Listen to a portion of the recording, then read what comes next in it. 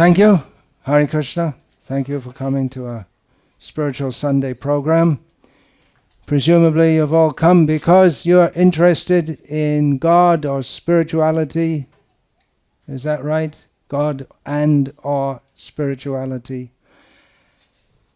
There are many churches and religious groups and spiritual groups, I presume, here in Atlanta that you could have visited on Sunday. And throughout the world there are so many different groups which meet on Sundays generally. Why did you come here? What's so special about here? Well, maybe that's why you're coming, to check it out. What do we have in the assortment of spiritual groups that might appeal?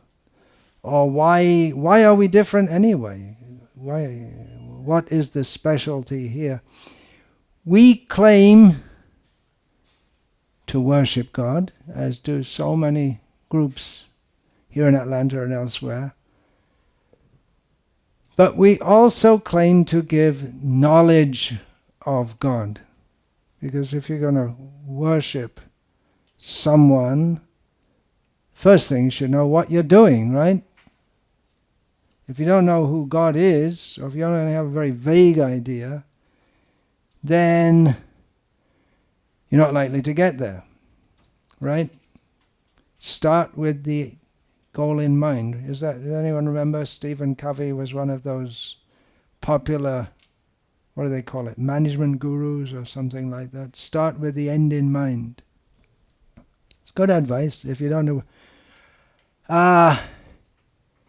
Where am I going to next from here? I'm going to Kansas City. So which way shall I go? Well, I'll just spin a ball with an arrow on it, and whichever way the arrow faces when it stops spinning, I'll go that way, because all paths lead to the same goal. Is that right? It doesn't seem to make much sense. If we're going to a specific place, we need to know the specific route.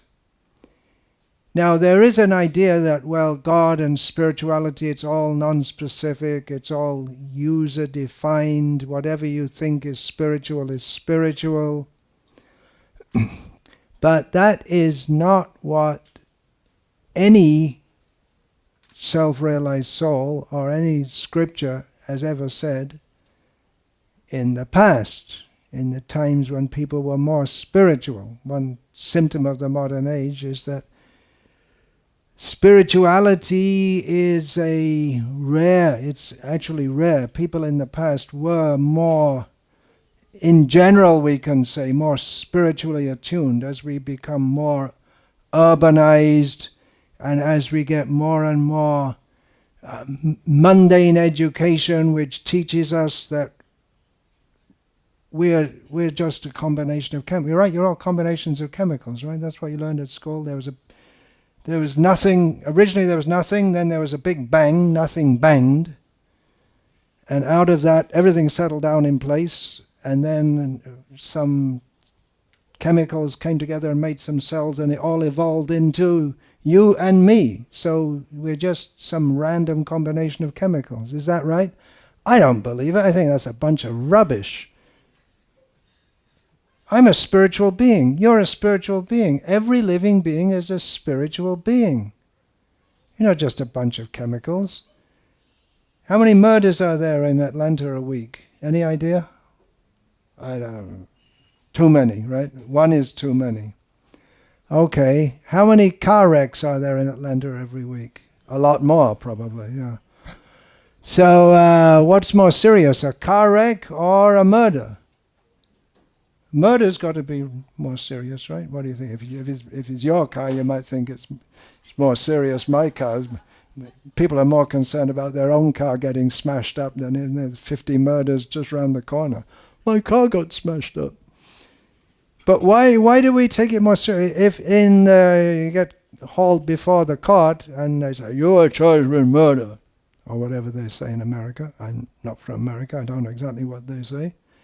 They have degrees, right? First degree homicide, second degree, and all that kind of thing. I don't even know what it is in England, where I'm from. So I never got charged for murder. They got charged for breach of the peace for singing Hare Krishna in public, but nothing as serious as murder. So why is murder considered more serious than smashing up someone's car? Right? You could get a hammer and smash up someone's car. I don't recommend it, but I'm just speaking theoretically here. And that's a crime, but it's not considered nearly as serious as if you get a hammer and smash someone's head in and kill them. It's just gruesome talks, which you might not have expected. But I'm just trying to make the point here that a car is just chemicals, right? It's just a combination of matter. And the body is just a combination of matter. So why do we take it so much more seriously, the body getting killed, than the car getting wrecked? Intrinsically, we know that there is a spirit in the body which is forced out of the body when the body is smashed up. There's no spirit in the car until you get in it and then you drive it. It's taken in a certain place by the living spiritual being. So that's the first thing to understand. We are talking about knowledge of God, but it begins with knowledge of ourselves and of every living being. Every living being is a spiritual being. Every living being is important. And if people could just understand that, the world wouldn't be a mess like it is today, right? We wouldn't mess up the environment. We wouldn't mistreat others. It's a simple thing to understand, but unfortunately, the education that teaches us that we're all just, indirectly, they teach us that we're all just a bunch of chemicals, and it just sucks out the spirituality from our whole worldview. So we're spiritual beings, and therefore there is in everyone's heart a feeling that we have to spiritually develop. It's not enough just to eat and sleep and have sex and watch movies and whatever else we may do. We are spiritual beings. We have a spiritual need. Here at Krishna Life, we propose that we can fulfill that spiritual need in a factual way. It's not just some imagination that someone dreamed up. But we offer knowledge of God given by God Himself, and I said Himself, please don't take offense with that. If you want an explanation, I'll tell you later, but I don't want to get sidetracked into that right now. Why do we have this feeling? Because we have a spiritual need. When you feel thirsty, if anyone feels thirsty, there are little bottles of water there, right? Because we know people get to feel thirsty. So there you go, I got one right there. Why are you drinking water? Because you feel thirsty, right? Why do you feel thirsty? Well, that's a funny question. It's just natural to feel thirsty, right? Isn't it? So why are you looking for spiritual life? Why are you looking for God? Why do you come here? Some people may tell you it's just a waste of time. You know, you could be doing something better, like sleeping on a Sunday midday is a good thing to do, right? You can sleep. Or you can, I don't know, you can watch whatever's going on. Anyway, there's so many things you can do. Why have you come here? Because we have a spiritual need. We propose to fulfill that spiritual need in the best way by, first of all, giving information of who is God. Because if we don't know how to fulfill that, then we're spiritually ignorant. And it's just like a child. Many of you have children, right? So children are very dangerous, aren't they? They're very dangerous, first of all, to themselves, right? Because you can go in the bathroom and get some bottle of bleach and just drink it, and then it's a disaster. Or they might see some pink liquid in a bottle and it looks very nice and they drink it, but it's toilet cleaner. So they don't know. They have a feeling it looks nice, maybe even tastes nice. I don't know. I never drank toilet cleaner, but maybe. You never know. And they have a curiosity. It's a curiosity, but it's very dangerous to indulge curiosity without first of all getting some idea of how to indulge it.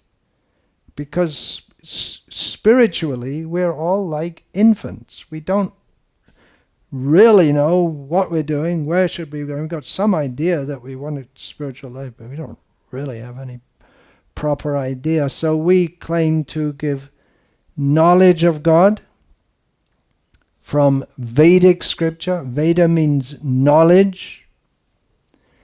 The basic, of course, you have in Abrahamic religions, God is omnipotent, omnibenevolent, omniscient, and they don't usually say that one, but it's also omnipresent. Well, that's disputed, because then you get into impersonalism. But omnipresent. So these are the the Vedic literature tells us that there are 6 qualities of the Supreme Personality of Godhead. That is the English translation. The Vedas are in Sanskrit.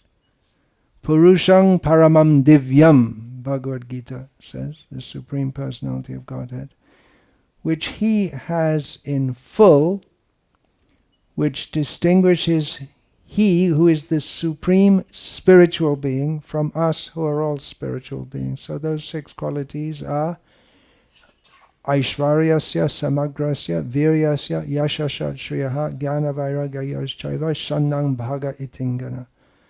The 6 qualities are full wealth. Everything belongs to God. Everything you own, everything I own, everything belongs to God. We think I own it, but everything belongs to God.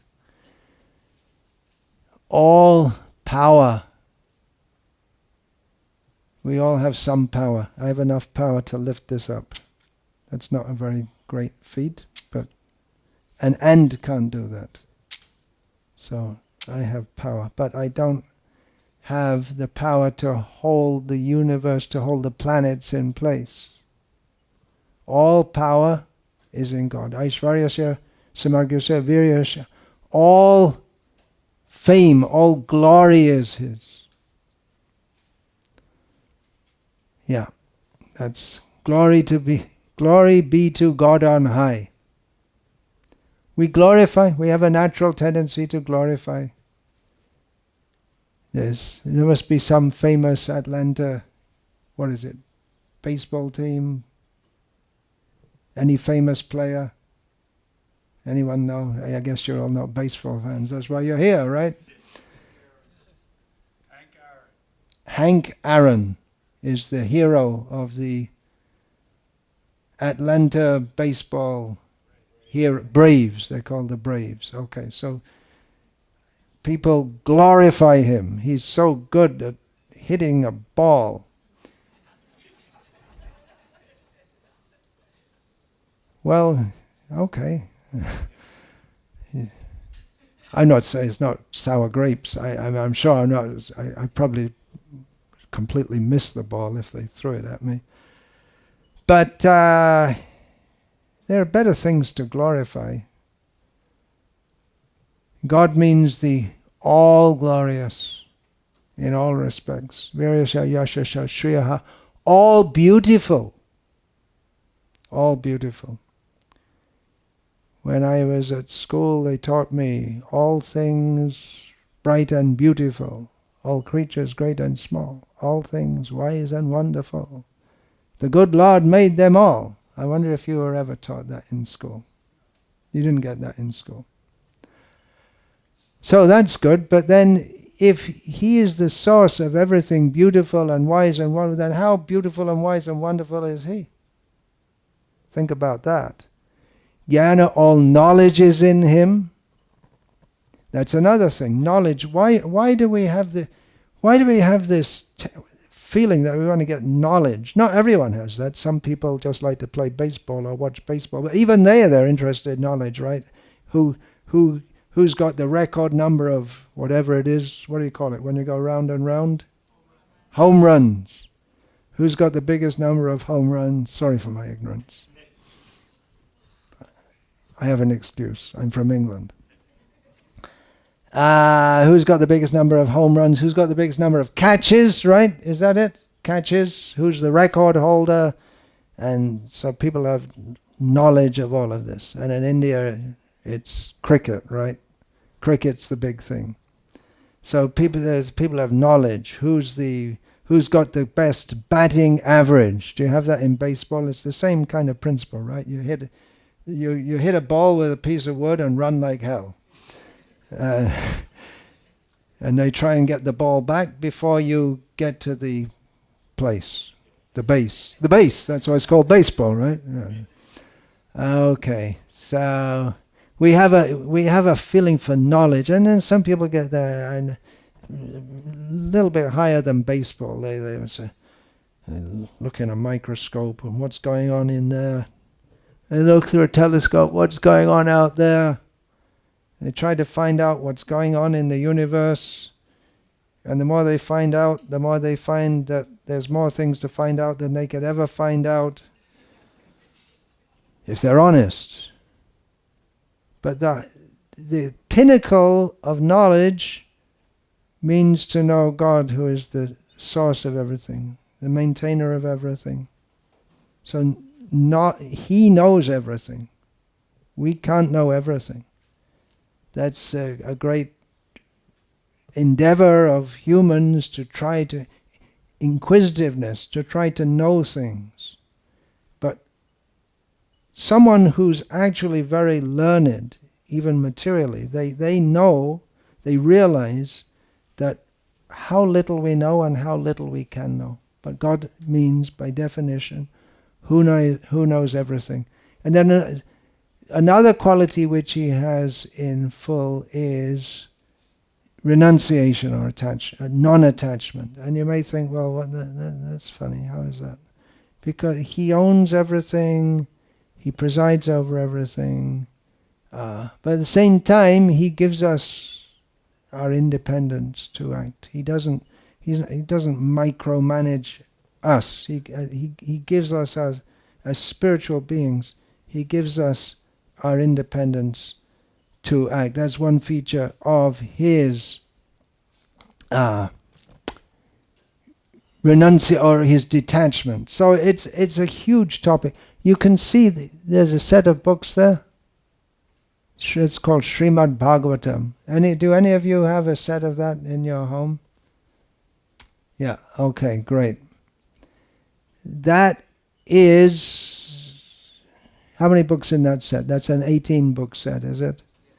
That is the science of God. It's called Bhagavat Tattva Vijnana. It's in Sanskrit, and I'm saying the Sanskrit words because they're technical, and there are some things which are it's just said better in that language. Just like I can talk about, I could use the word quark, and if you know the technical language, then just by one word you can understand what you mean. If you don't understand it, then you have to explain it, and this and this and this and that. So it's the technical language, and put in English it means realized knowledge of what makes God God. This is you could say it's like the university level study of God, because all scriptures speak of God. We have in the Bible, God is the Alpha and the Omega, the beginning and the end of everything. So there's some knowledge, but here is knowledge as much as we can understand, because God means great and we're very small. That's the first thing to understand. And the idea that we shall become God is another popular but nonsensical idea, that we shall become God. Sorry if you're thinking you can become God, but it's just a silly idea actually, because God means supreme, and I'm not supreme, and nor are you, and nor will I ever be supreme. I can't even remember what, if I think back, what did you eat for breakfast 66 days ago? Any idea? Kind of 66 days ago. What? I can't even remember anything. I must have brushed my teeth, but apart from that, I can't remember. I don't remember doing it.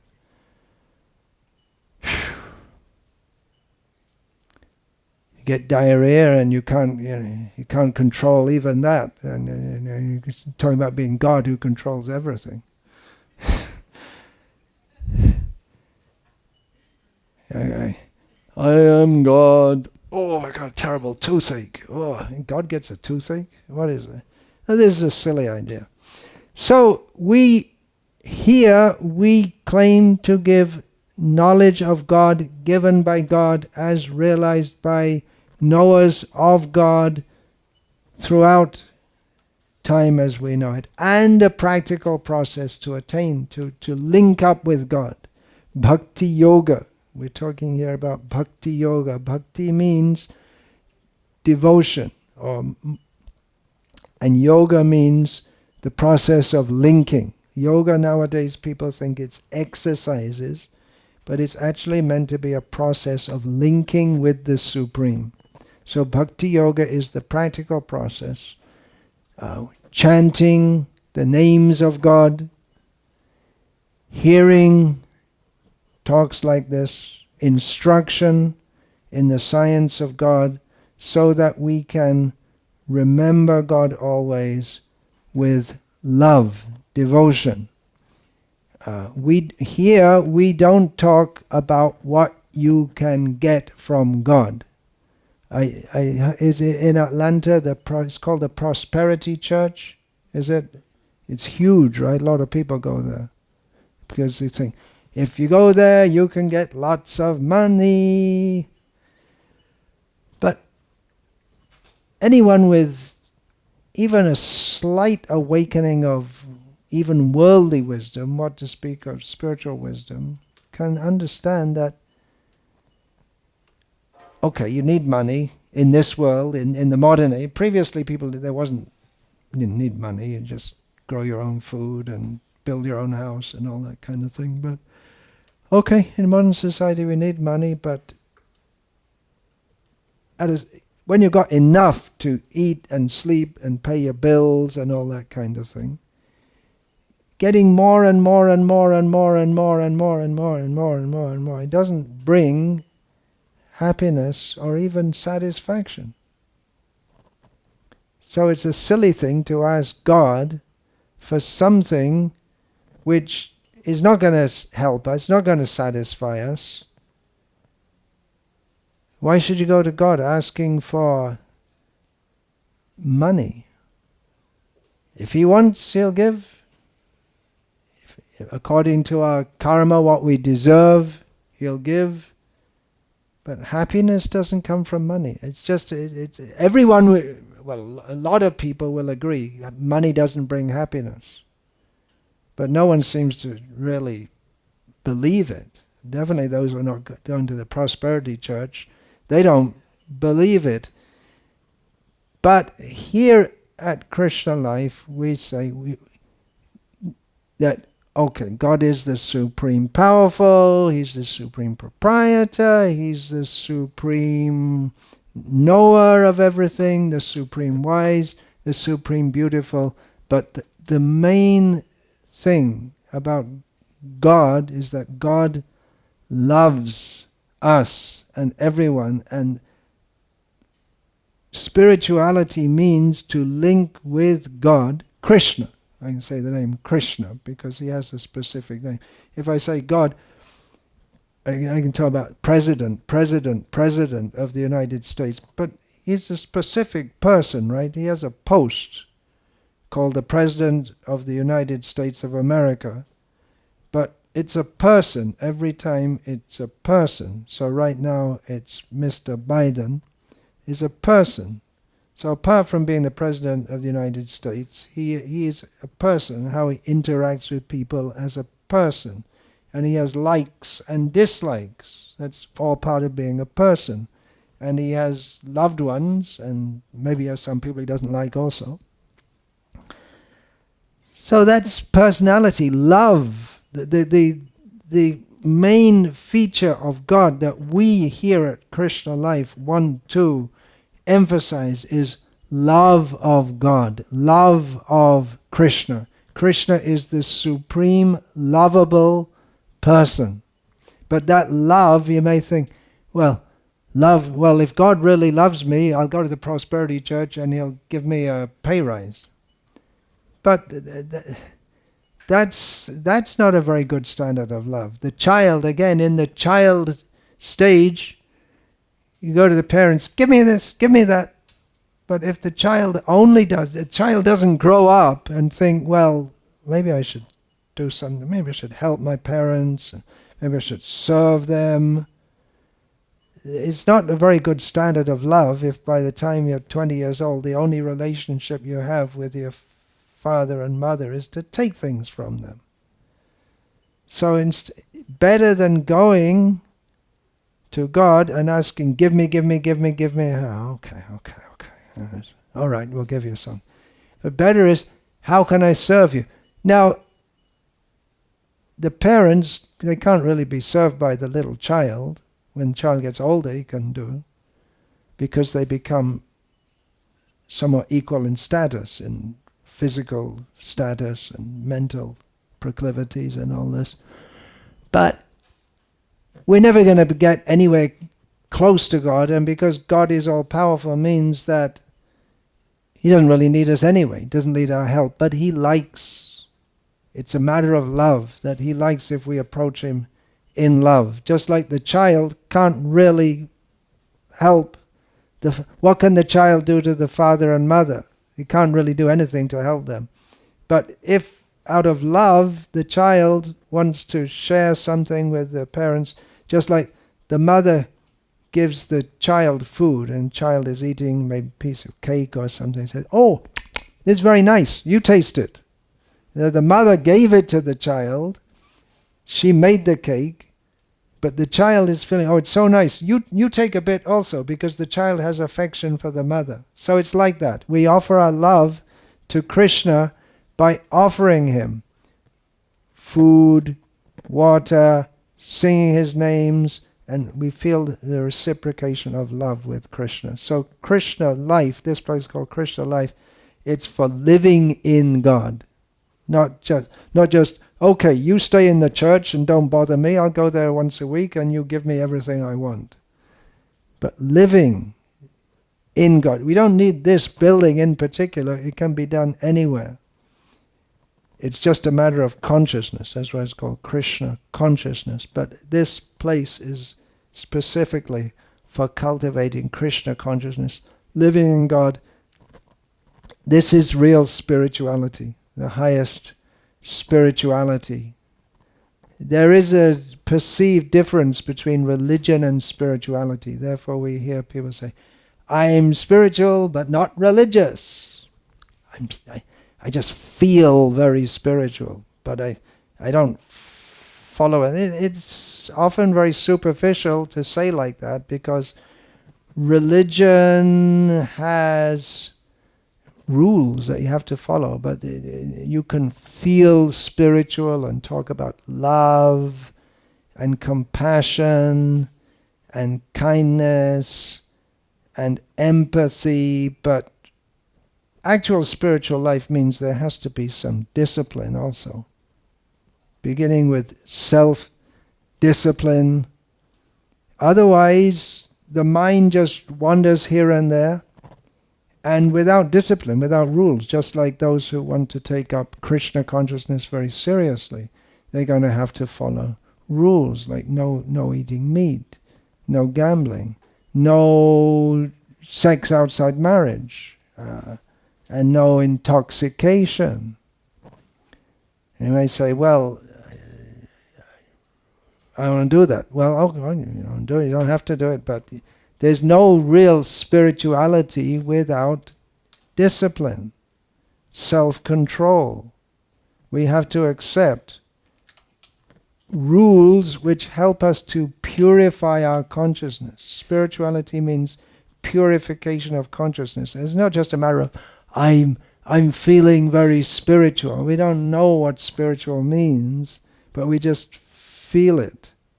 But real spiritual life, and if we go to any real spiritual tradition, there has to be discipline, there has to be rules, there has to be training, there has to be knowledge, there has to be submissiveness to the teacher or guru. I think, well, doesn't sound like I want to be in that. It sounds too much. I just came to visit, and they're telling me I got all this discipline and rules, and no illicit sex and no drugs, and Krishna life is blissful. Because the soul, the nature of the soul, the nature of spirit is blissful. We are blissful by nature. That's another thing, we want to be happy, right? Everyone wants to be happy. You're looking very happy. We want to be happy. It's just like you drink water because you're thirsty. You have a feeling that you want to be. You want to get, what's the word? Hydrogenated? What's the word? Hydrated, right. Okay. Thank you. I'm not all-knowing. You might have noticed. So we have a feeling we want to be happy. Practically everything we do is to be happy and to avoid discomfort, to avoid pain, right? Why is that? Because by nature we are happy. It is the nature of the soul to be blissful, not just happy. There are degrees of happiness, right? But to be full of bliss, always. Krishna consciousness, Krishna life, we propose, here is a process of linking with God. It's not just something which someone dreamed up a few years ago. It's a process which has been extant in human society or in high spiritual circles for longer than Darwinists would believe that it's possible. And it works. We're talking about the science, Bhagavad Tattva Vijnanam, the science of knowledge of God, and the practical application. It works. And it's a science, means you can try it out. You don't believe it, then you have to try it out. And you'll see, anyone who applies themselves to this process becomes blissful. Because that is the nature of the soul. And Krishna consciousness means to awaken the nature of the soul based on real knowledge. It's just like in a chemical factory, petrochemical factory, whatever. There are certain processes, or an oil refinery, you take crude oil. There are certain processes for refining that oil, and according to specific processes from crude oil, we can make plastics and polymers and kerosene and gasoline and diesel and so many other things. But there's a specific process to be followed in each case. So in the same way, in spiritual life, there are specific processes to remove our ignorance and dullness and uncover the nature of the soul. You might think, well, that sounds very mechanical, but what it actually does is it awakens our inherent individuality in relation to Krishna. It's not that because there's a process to be followed that everyone's just a robot. Everyone has their individuality. That is the first teaching of Bhagavad Gita, that we're all eternal individuals. Individuality is never lost, but we have to understand that the fullness of our individuality is in relationship with other individuals, specifically the Supreme Individual, who is God or Krishna. So this is what we're offering here. But you have to be serious. Anyone can come. You're welcome to come, sing, dance. We also profess to have the best food. And it's free. You're welcome to give donations. We don't demand. But if you really want to get the bliss, you have to be serious in applying it. This is a place for people who are serious to know God. And if you want to be cheated, well, there's so many places where they can cheat you. And in the name of God, in the name of spirituality, meditate on your belly button and all this kind of thing, which it might help for giving relaxation, which relieves some stress. But because it's not based on knowledge of our existential position, that we are spiritual beings, but we are stuck in this material world, birth after birth, reincarnation is a fact. We are stuck in this material world again and again and again and again, getting born, dying, suffering. We're going to have to be serious to get out of that and to uncover our eternal relationship with Krishna. So another kind of spiritualism that we hear a lot about these days is mindfulness. We're really into mindfulness, but not the thing that they talk about. Mindfulness means we should always think of Krishna. That's Krishna's ultimate teaching in Bhagavad Gita. Manmana, always think of me. Mindfulness, mindful of what? Thinking about what? What's going on in my mind, and so what is going on in our mind? Our mind is full of trash. Why should we want the real spiritual life means to clean out all the trash and fill it up with pure thoughts. Pure thoughts means thoughts of Krishna. So that's what we're doing here. The talk of God is empty without knowing Him and without loving Him, and that is what we are aiming at here. And if anyone has any question about this, please ask. If you'd like to sit on a chair, you're not comfortable sitting there, you can see bring some more chairs. All right.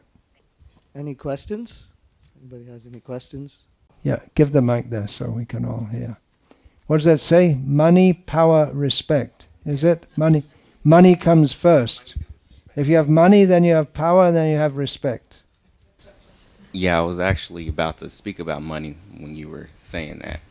So my question is, why do you think a lot of people, like as growing up in childhood when parents try to teach their kids to go for money, to like it's the main... Why do parents, and not just parents, the whole society is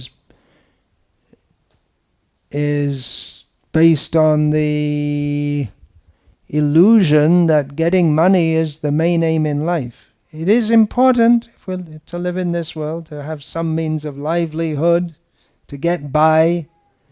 But the idea that we'll get... Why do your parents say it? Well, they're in illusion also. And they just buy into the same illusion that everyone else is into. It's an amazing... It's an amazing illusion that everyone can see that rich people aren't necessarily happy. Just like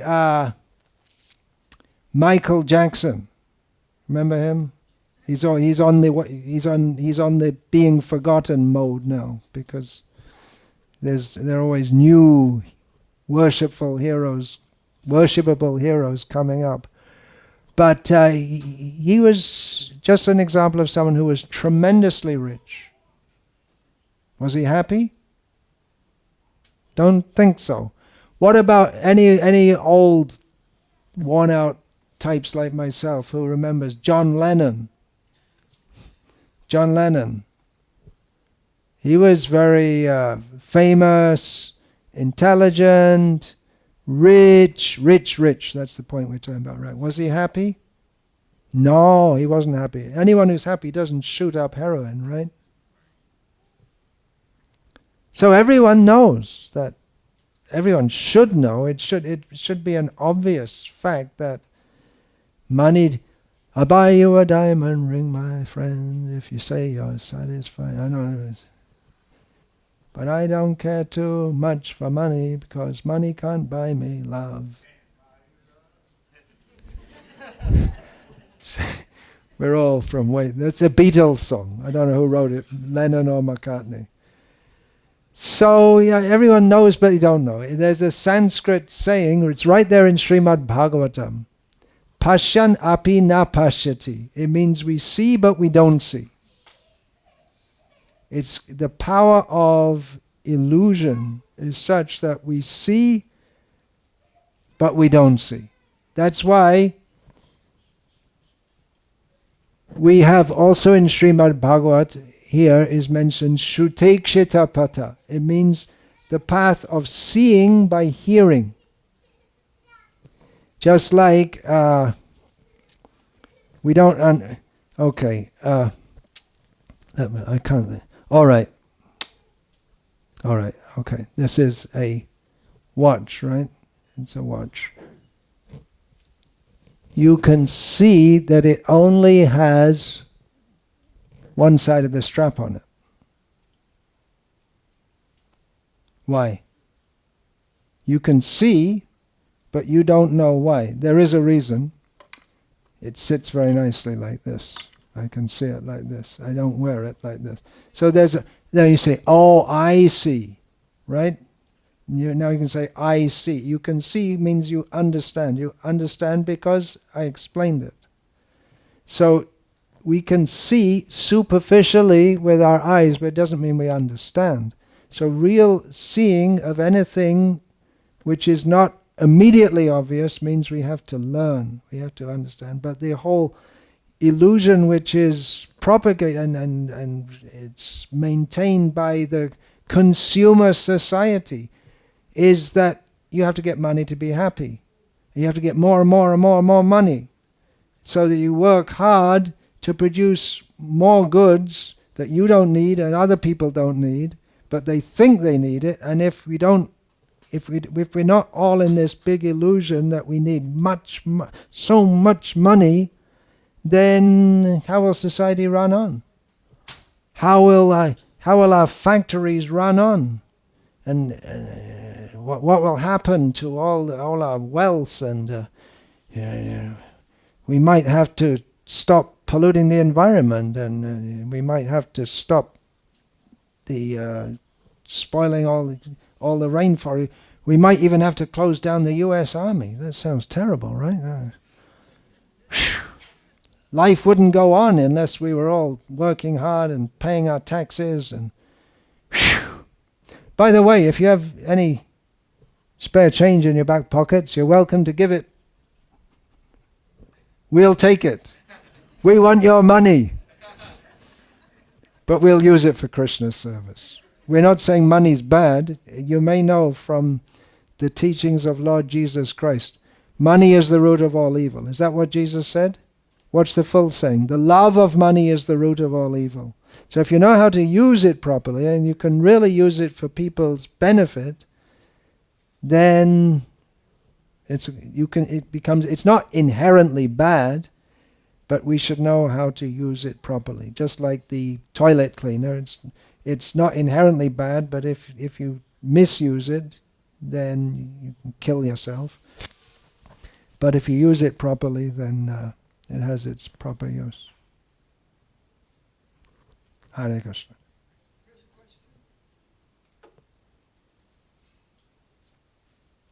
But that is the illusion. Money, these are the things people want. It's written right on your, what is it? What do you call that?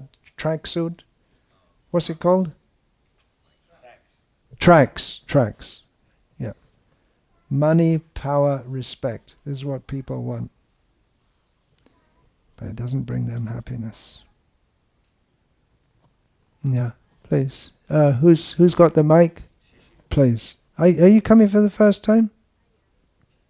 I guess that you have a coming for the first time look on your face. First question is, how can I get this mic to work? Hello. Like you said, this is my first time. Just from what I've heard and just my own understanding of what God is supposed to be, had a question about something you said towards the end of your speech, and you said that all of our thoughts are supposed to be focused on God at all times. Now, my question is, if God is everywhere, everything, always upon us, always with us, why would we need to focus on just God all day? What purpose does that serve? The purpose of thinking of God all the time is that by doing so, we become conscious of God. God is everywhere, but again, it's pashanapi na pashyati. We see, but we don't see. Consciousness of God means love of God.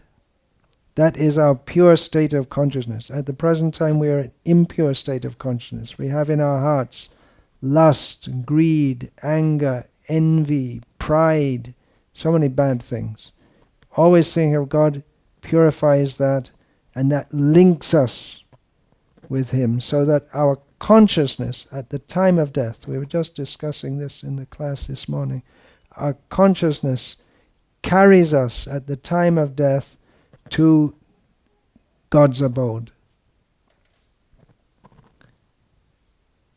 He is everywhere, but we're not conscious of Him. It's something like being in love. If you've never loved, you've never lived. Right? When you're in love, you're always thinking of the person you love.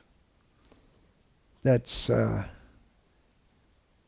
especially young people, they fall in love and this and that, but gradually it dies down. But love of God means that it should be there with us. It's natural. We can only ask questions like that because we are here in this material situation, and we've forgotten what is our real need, to love God. Then someone else. This young girl has a question.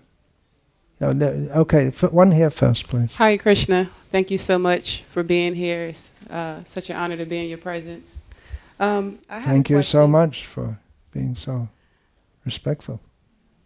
I'm simply a servant of His Divine Grace, Srila Prabhupada. I have a question. I was talking about this earlier. I went to a Bhagavatam class, and at breakfast, we were kind of discussing. And Srimad Bhagavatam 565, short verse, the mind is the root cause of lust, anger, pride, greed, lamentation, illusion, and fear. Combined, these constitute the bondage to fruitive activities. Shukadev Goswami says, what learned man would put his faith in his mind? And so the purport, Srila Prabhupada was even going further into speaking about how, greed, lamentation, and other things that you mentioned were also part of the mind. So the question that I'm asking is, I wrote, they're not part of the mind per se, but when the mind is not in Krishna consciousness, then these are facets of the mind. The mind becomes impure, and then all these impurities manifest. Otherwise, they're not intrinsic in the mind. Okay. The question that I wrote is, I said, the mind is so powerful, yet is the root of the enemy, but is the root of the enemies of the spirit soul. Is this why it is better to chant aloud for the ears to hear than just to chant in the mind? Yeah, chanting out loud helps us to focus the mind on the name of Krishna better than chanting in the mind. Because the mind is so fickle. The mind is so fickle, yeah. That engages the sense of speech and the sense of hearing. Yeah. Then, was this little girl putting her hand up or just putting her hand up like little girls do? I think it was just the latter. There's a bigger girl there with her hand up.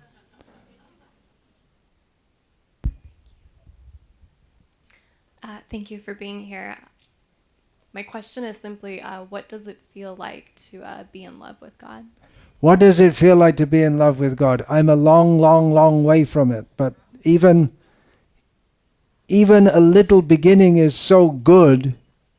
Let's put it like this. All the enjoyments of this world, it just becomes insignificant. That's all.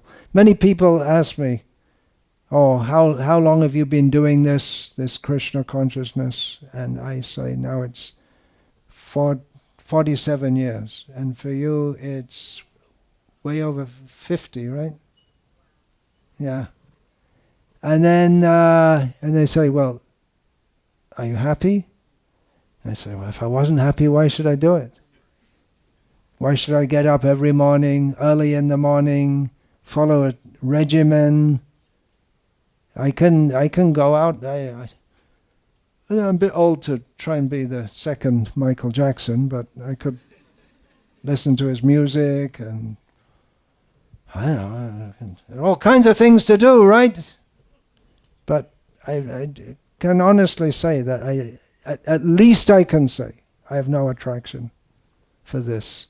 And by the grace of our Guru, sometimes we get an enhanced glimpse into what it means to be overwhelmed with love of Krishna all the time. But at the same time, we have our duty to perform. We're not looking to enjoy. That's another trap on the path of love of God. That love of God begins with service to God. So we have our duty, we have our service to perform. If we're thinking, all I want is the bliss, but the bliss comes from selfless service. So in the beginning, we have cultivating the sense of selfless service, and we feel the reciprocation with Krishna, and that gradually develops more and more and more. And those feelings of pure devotion, we can also vicariously, that's the word, right? We can experience that by reading Srimad Bhagavatam, the prayers of the great devotees, and the songs of the devotees who are there, and their feelings are expressed in their poetry, and we can start to feel that also.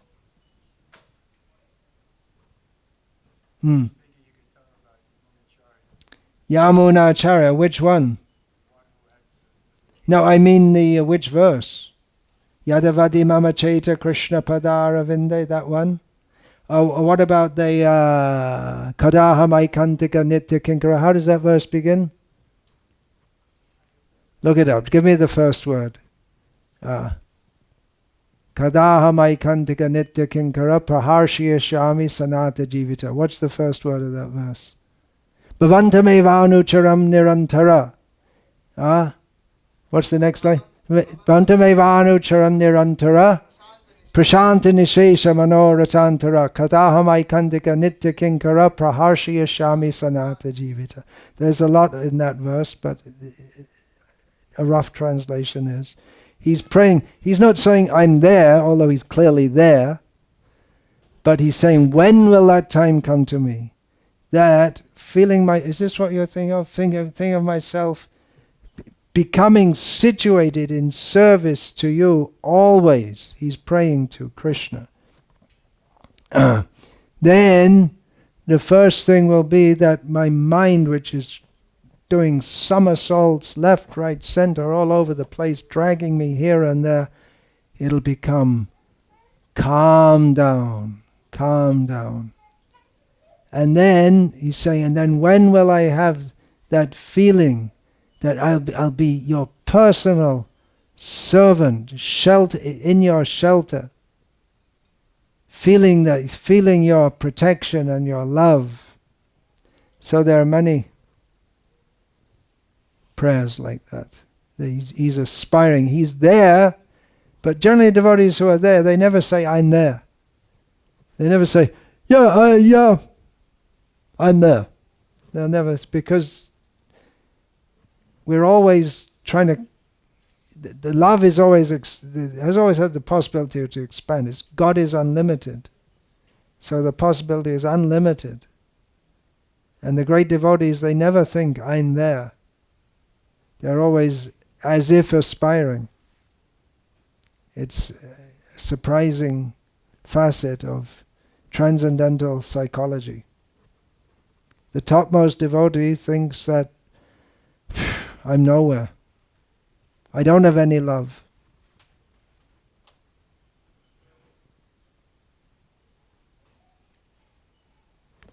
Then someone else. If you really want to get into the love, the love aspect, you go through all this Bhagavatam, then the next thing you have to get Chaitanya Charitamrita. Because that is the, what shall we say, the nectar of, Amrita means nectar, of God Himself. What it is, Krishna, He's the object of everyone's love. All the great pure devotees, they all love Him. And Krishna looks and he sees Radha, who is his topmost lover, his spiritual girlfriend. And he thinks that she loves me so much. What's it like to love me? I can't love myself. I want to become like her so that she can love me, because that's even better than being God is being the lover of God. So Krishna himself takes the feelings of Radha and comes as an avatar, and that's described in Chaitanya Charitamrita.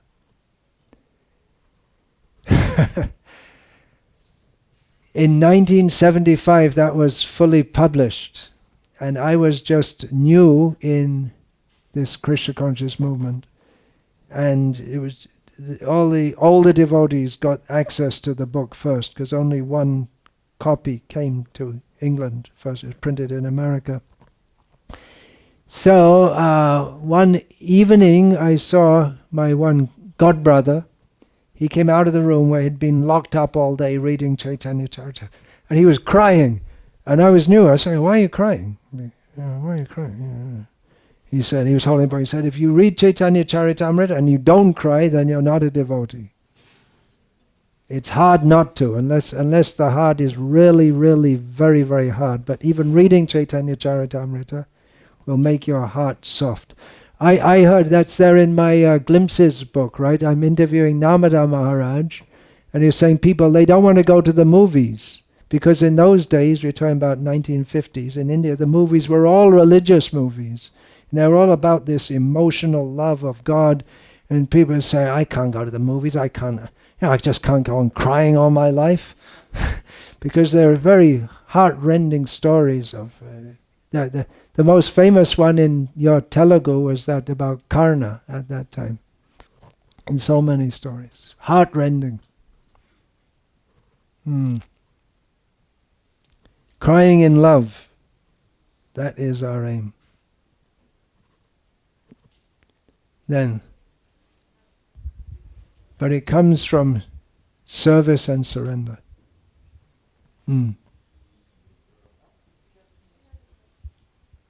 Oh, it is? You really had a question? Okay, please ask it. Hare Krishna Guru Maharaj, is it like we're stomping on Krishna? Stomping on Krishna? Like stepping on Krishna, like walking on Krishna and sitting on Krishna right now. Is that like a offense? What do you mean? Because we're walking on the ground and everything is non-different from Krishna, everything is God? Yeah. Yeah, well, the world that we're living in, we walk on the ground, and in one sense you can say it's God because it's His separated material energy. So it's non-different from Him. But at the same time, His personality is manifest elsewhere. God is everywhere and in everything, but He doesn't feel pain when you walk on the ground. Otherwise, everything we do, even breathing, the atoms are going in, right? And God's in every atom.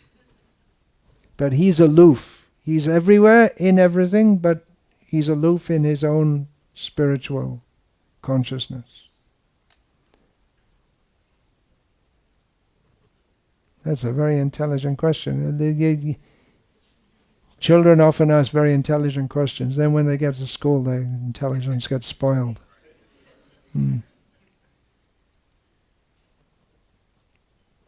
So, one more question? Yeah. Hare Krishna, Maharaj, thank you for being here.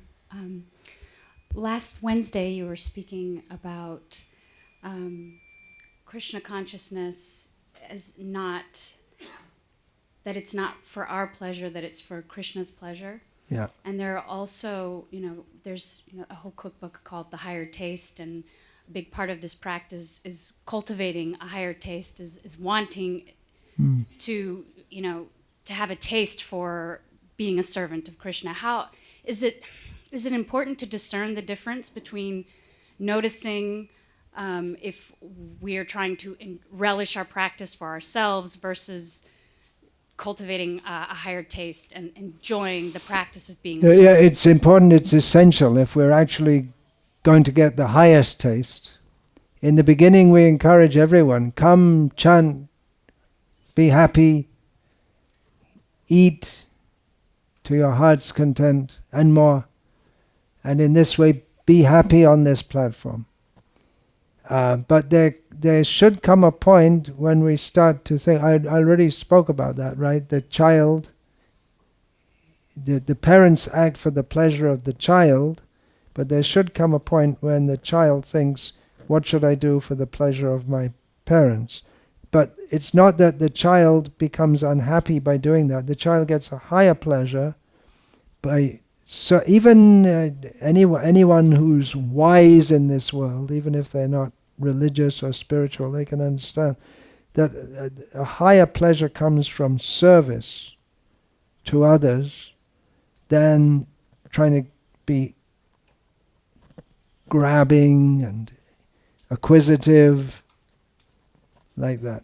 So in the beginning, because we are so much accustomed to thinking in terms of me, then we encourage people, all right, you want to be happy? Come, be happy here. But gradually, if we're going to become more and more serious, we have to align our thoughts with thinking, how can I act in such a way that Krishna is pleased? And that opens the door to the highest happiness. But we have, that's in the Nectar of Devotion, that's another great book which you should all get. It's mentioned about one of the servants of Krishna is fanning Krishna. Have you read this? You know what I'm going to say? Daruka, yeah. He is fanning Krishna. That's his service to Krishna. But he's feeling such ecstasy that his body's becoming stunned, and he's thinking, I don't want to get stunned in ecstasy. Oh, there's ecstasy, go away. I've got my service to do.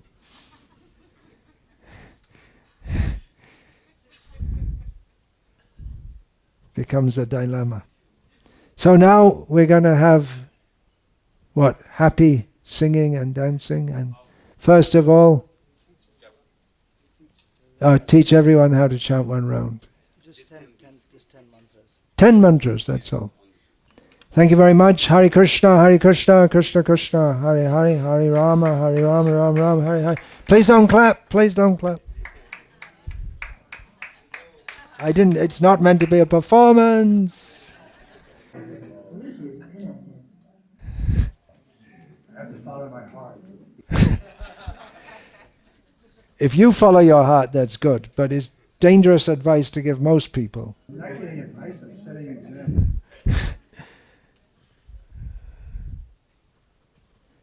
Hare Krishna.